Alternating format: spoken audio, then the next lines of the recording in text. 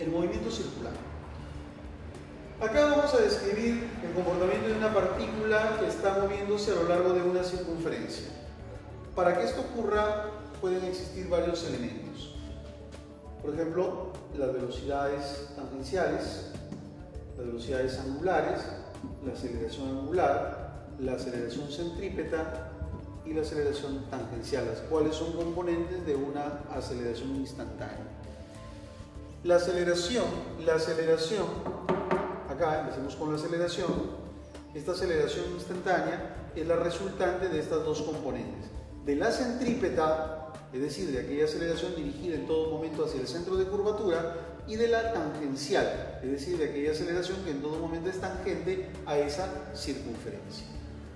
Tangencial, centrípeta, la resultante de la aceleración instantánea.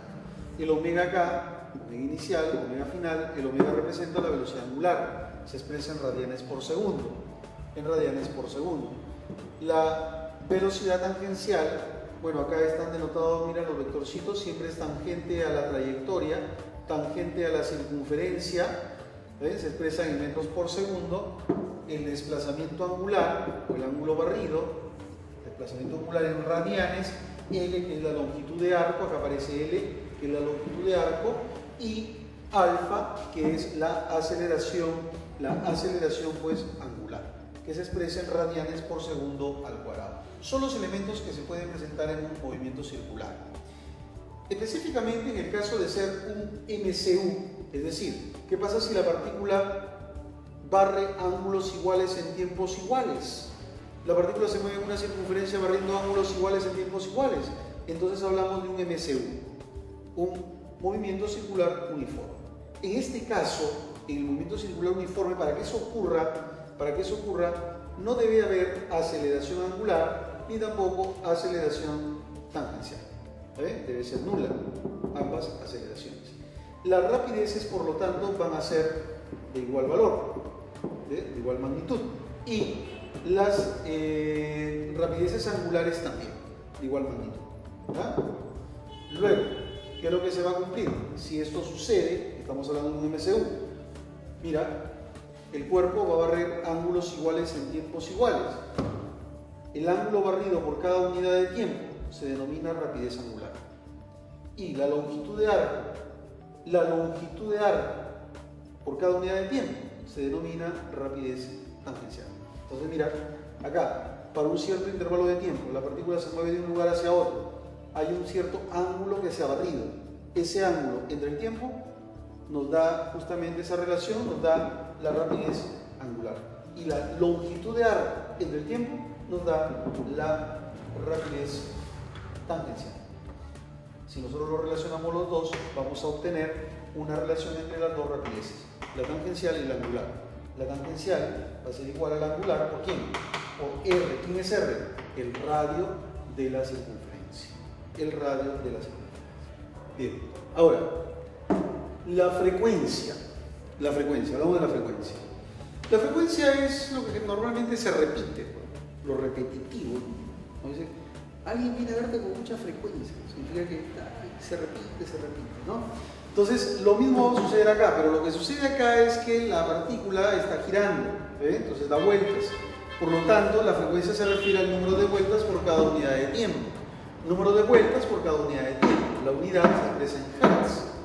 A veces también se expresa en revolución por segundo, o vueltas por segundo, los hertz. Entonces, frecuencia. Otro elemento importante, el periodo. El periodo se refiere al tiempo que tarda la partícula en dar una vuelta.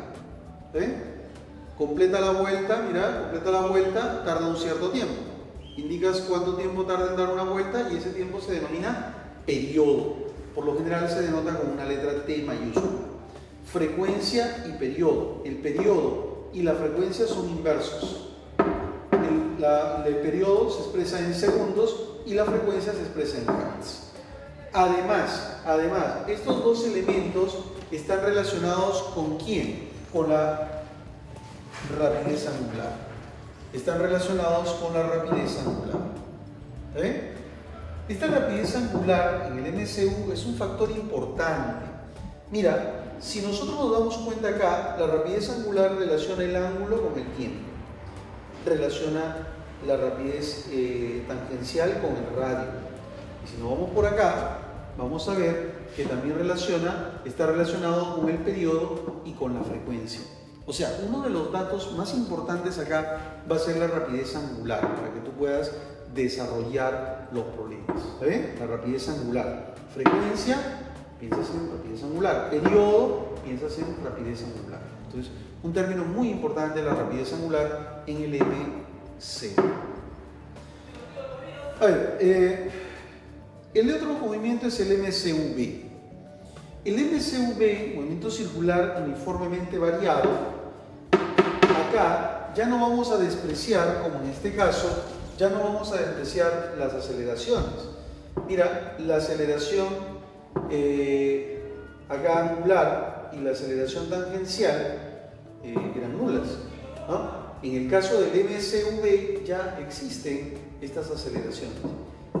Se van a presentar. De tal manera que la aceleración angular se refiere al cambio en la velocidad angular por cada unidad de tiempo, mientras que la magnitud de la aceleración tangencial se refiere al cambio de las magnitudes de las rapideces tangenciales por cada unidad de tiempo.